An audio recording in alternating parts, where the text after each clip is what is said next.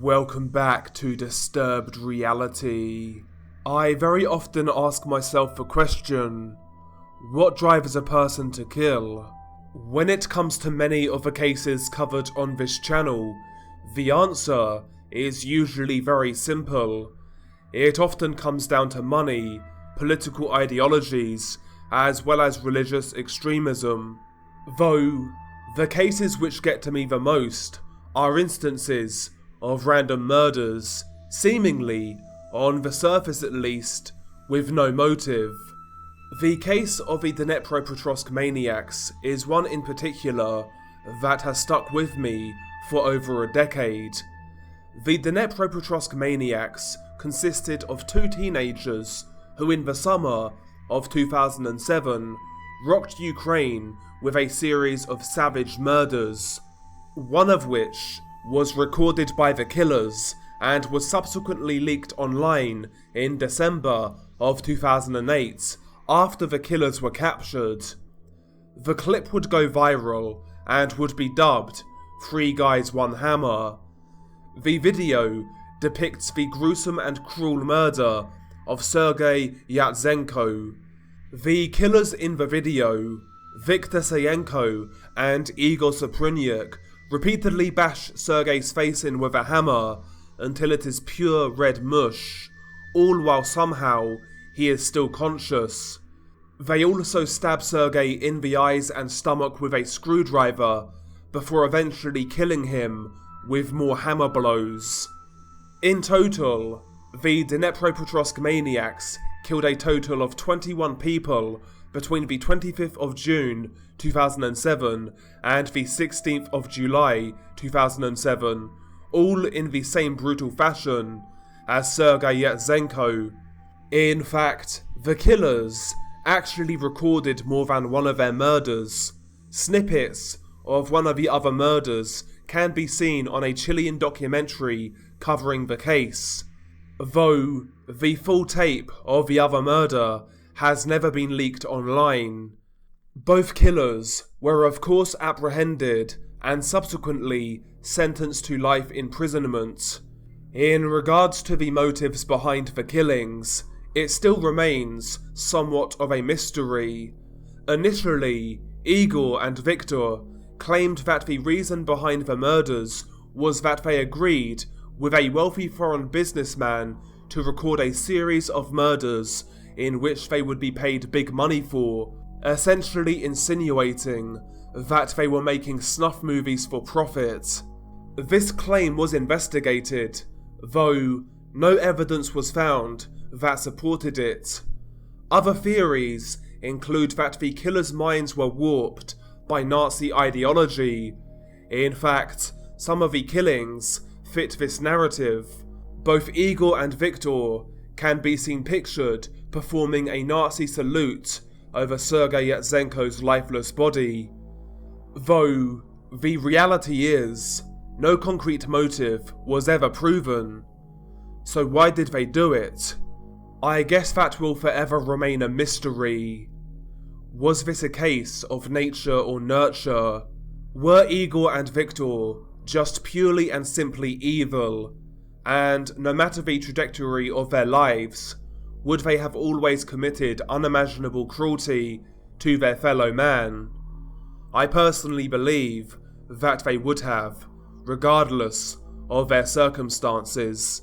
Without a doubt, however, some weak and feeble minds can be brainwashed into sheer depravity and violence, even if they were not inherently evil to begin with. Just take a look at some of the tyrannical regimes around the world, past or present.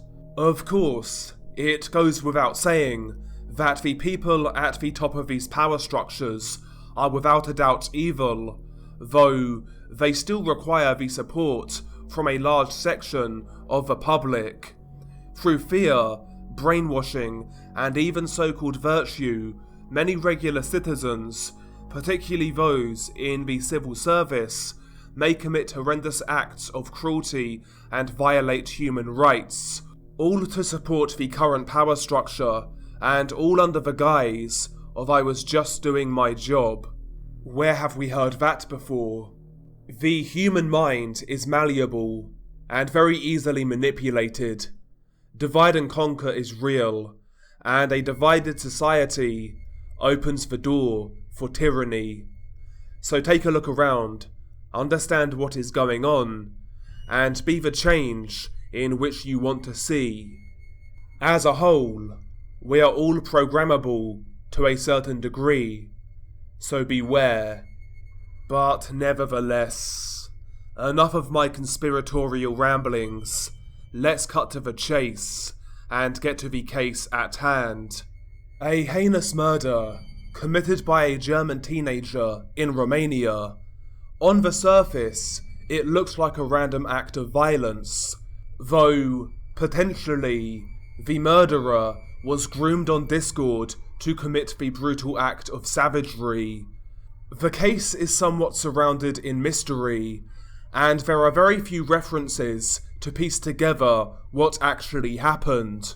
According to my research, the victim was a 74-year-old Romanian woman, though her name has not been revealed, and due to the age of the perpetrator, his full name has also not been released, as he was only 17 years old at the time of the killing.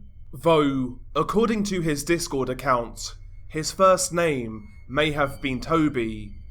The savage murder took place in the town of Medias in Romania. The killing was recorded live on a Discord call between two people.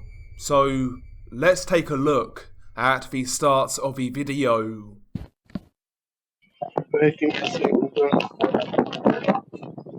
Yeah, I'm gonna do it. Show me. Una. As you can hear, Toby exclaims that he's going to do it, and the other person on the call demands to see it rather than talking Toby out of it. It said that Toby was part of a Discord group where he would engage with several others. It's alleged that Toby would share photos and videos of him torturing animals such as cats and hamsters. It's also speculated that Toby would kill animals on livestream, both on Instagram and Telegram, all while being encouraged by his sick but small audience. To make matters even worse, it's alleged that Toby was an open pedophile and would often make positive references to the likes of the infamous Peter Scully. It's said that Toby's girlfriend at the time would later find out about his online life and persona. After seeing the clips of Toby's animal abuse, she would go on to dox and leak Toby's information online. She proceeded to leak his name, address and nudes all over Telegram. This dox would lead to him being mass reported to Interpol, which led to his growing paranoia about being arrested over child pornography and animal abuse. At this point, it is said that Toby snapped and would act even more erratically online, including making references of committing suicide by cops, as shown in the screenshot. A few weeks after his doxing, and as his mental state plunged further into depravity, it's said that he was contacted by multiple people claiming that they were part of a Russian neo-Nazi group by the name of MKY. It's said that Toby interacted with the group for several weeks, and this is where he got the idea to kill. In fact, after being captured by police after the murder, he cited racial motives as the reason for the killing. He stated that he thought his victim was of gypsy descent. According to some press releases from authorities, it seems that Toby had a history of mental health issues growing up. He was born and lived in Germany for the first 11 years of his life, though apparently he would regularly get into trouble, so much so that he was moved to Romania in Sibiu County, where he was cared for by a foster family from Debrecen. This was part of a so-called re-education program. Due to Toby's unique situation of being a minor living in a foreign country, Romanian Child Protective Services would regularly attend checkups on Toby as well as his foster family, where they found no signs of abuse, neglect, or any causes for concern. No information indicates whether Toby was still in contact with his real parents, or why exactly he was sent to live in Romania. Regardless, it seems that this tragic murder was preventable. If Interpol acted upon the reports made to them about Toby, which included evidence of animal abuse and potentially pedophilia, then maybe Toby could have been apprehended by authorities before the murder took place. Toby was arrested merely hours after the killing, and the case is still currently ongoing. Sadly, not much is known about the victim. It's said that she lived a quiet life, and those close to her described her as having a wonderful soul and as a kind-hearted woman. She was murdered on the 12th of April 2022 after leaving her house to put rubbish in the bin, though she would never return home. She was found unconscious, laying in a pool of blood. She was discovered by passers-by who immediately called emergency services, though paramedics could not save her, and she died at the scene. In regards to the apparent neo-Nazi group MKY, who encouraged Toby to commit the murder, it seems that their identities remain unknown, and as of right now, they have not been apprehended by authorities. It is speculated that MKY were not actually an official group, but merely toxic online trolls, LARPing as neo-Nazis. In regards to the video itself, it is unclear to who uploaded it. Whether it was Toby or the other person on the call is unknown. The identity of the other person on the call is also unknown, and once the video made the rounds online, it said that he deleted Discord and all traces of himself. Who knows, maybe someone here recognizes the voice or profile picture. If you do, or have any suspicions, please contact the relevant authorities. Let's watch it one more time. But I think it's yeah, I'm gonna do it. Show me. Una.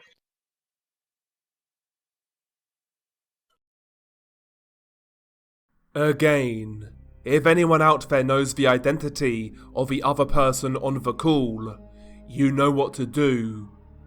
But nevertheless, what happens in the actual video? The video itself is a relatively short one at 1 minute and 9 seconds in length. As previously shown, when you play the video, it begins and you see that a Discord call is ongoing between the killer, Toby, and an unknown teen or man. Toby states that he is going to do it, as he is encouraged by his Discord friend to show him. After a few seconds, Toby switches on his camera as it is pointed down on the ground and you see him walking on pavement. After a couple of seconds, Toby points the camera up, showing an elderly woman standing near a wall. It is clear that he is walking towards her, as she is unaware of the gruesome fate that awaits her.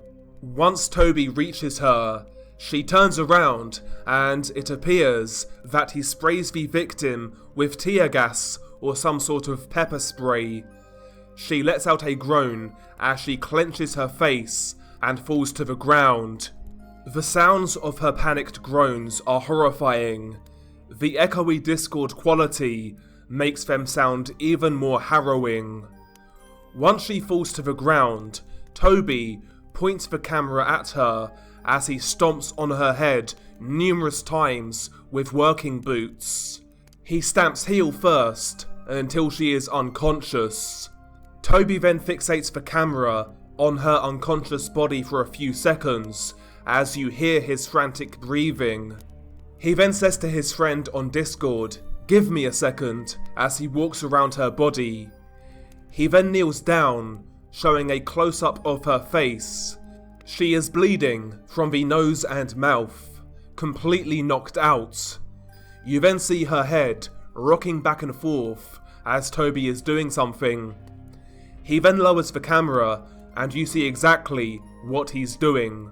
Toby slits the woman's throat with what looks to be a small penknife.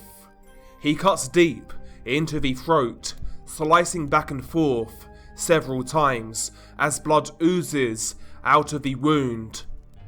After making sure that he's cut deep enough, Toby stands up and frantically walks away.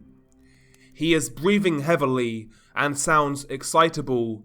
He exclaims, "Yeah," in ecstasy as he walks away from the scene of the crime. He then laughs with excitement as the video ends. One can only hope that Toby faces the full extent of the law and he never sees the light of day again. As far as I'm concerned, some people are beyond rehabilitation and forgiveness. Even if Toby's mental illnesses may have contributed to his actions, the reality is, public safety should be considered, and ultimately, he should not be among the general population. It's also worth noting that the individuals in which Toby communicated with online also have blood on their hands. As of right now, it doesn't appear that any of them have had to answer for their involvement. But it goes to show how toxic and destructive certain online groups can be, and very often they hide amongst us, using the very same social media sites and communication apps that we use.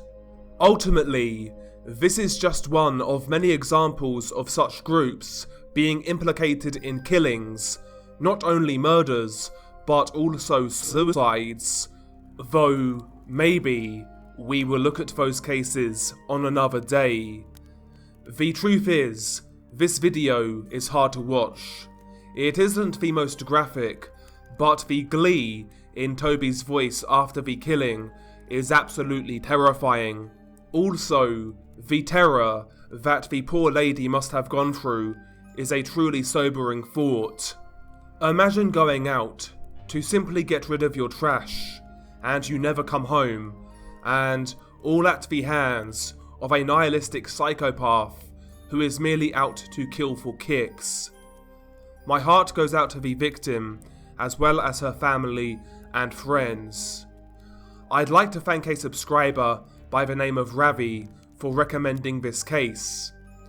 If anyone else out there has any case recommendations, feel free to get in touch. But regardless, that is the video.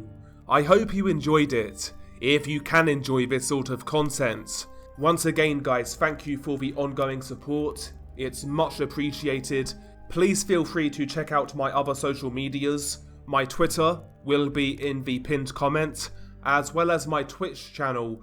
I'm aiming to reach 1,000 followers by Christmas, we are nearly there, so if you guys would be so kind to help me out, that would be much appreciated. But anyway, as always, stay safe, and I'll catch you on the next one.